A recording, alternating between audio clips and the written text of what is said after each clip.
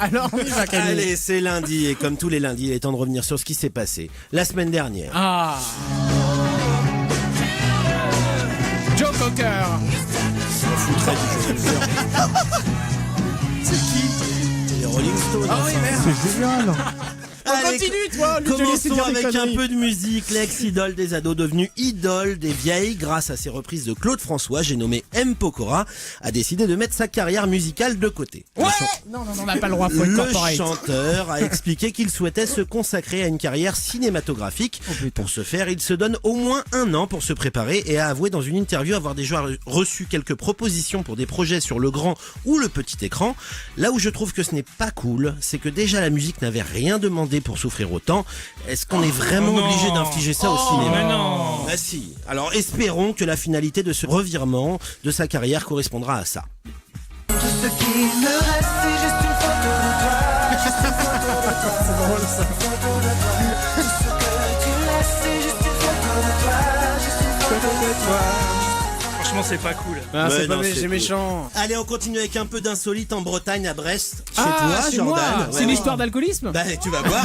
Un homme d'origine russe a été arrêté par la police pour excès de vitesse et énorme taux d'alcoolémie. Ah, bah, tu m'étonnes. Rien d'étonnant en Bretagne, Ah, me bah direz-vous. Mais ce qui est dingue dans cette histoire, c'est que les policiers ont pu constater que l'homme était amputé d'une jambe. Alors comment a-t-il fait pour accélérer, me direz-vous? Eh bien grâce à un système astucieux de manche à balai.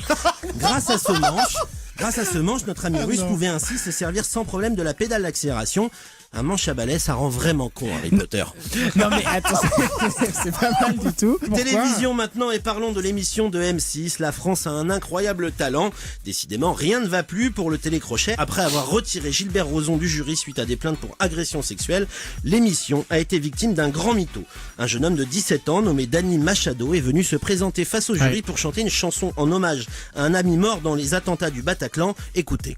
Je revois nos conneries avec on aurait pu faire un film. On était tellement proches, on nous surnommait la Dream Team. Avec toi je pouvais parler de tout car on était entre nous. On se racontait nos peines et nos... Le problème est qu'après plusieurs vérifications, il s'est avéré que son ami nommé Alexandre n'est jamais mort dans cet attentat et n'a sans doute jamais existé. En effet, la seule personne mineure décédée au Bataclan était une fille. Le jeune homme est donc évidemment devenu la risée du web et des médias.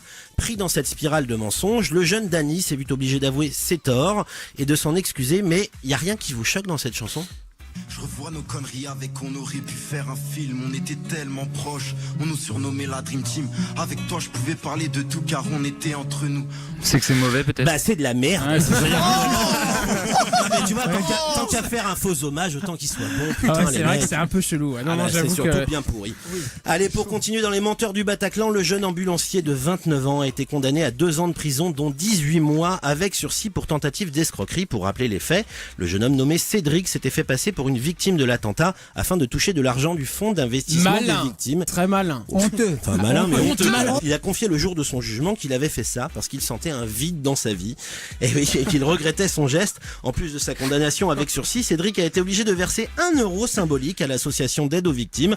En gros, il s'en sort plutôt bien. Ah bah oui. Bah ouais, moi qui m'en voulais d'avoir osé dire à mon patron que mon chien était mort, tout ça parce que j'avais pris une cuite la veille. Tu vois Jordan, en fait, je suis un ange. Ah non. Allez, société, jeudi dernier, la CGT de l'EDF s'est fait un plaisir de couper l'électricité à Boulogne-Billancourt pour faire chier TF1 et Canal+, dont les bureaux se trouvent dans le quartier du Point du Jour. C'est drôle. Le souci, c'est que des tas d'habitations et autres bureaux ont été touchés par cet acte. J'en sais quelque chose puisque je travaille là-bas. Donc, petit message à la CGT de la part de la personne qui nettoie nos bureaux. Il vous remercie pour l'état des chiottes le lendemain, vu que tout le monde a pissé dans le noir. C'est vrai. Je vais- Très très bonne conclusion. Oui. Je vais finir sur une petite blague assez marrante. La semaine dernière a eu lieu le tirage au sort de la Coupe du Monde qui se déroulera en Russie. Et la France se retrouve donc dans le groupe C face au Danemark, au Pérou et à l'Australie. Voilà, c'était ma vanne. De toute façon, il n'y a rien à dire. Voilà, un bilan très rassurant. Mais ça, c'était la semaine dernière. Merci mon Camille.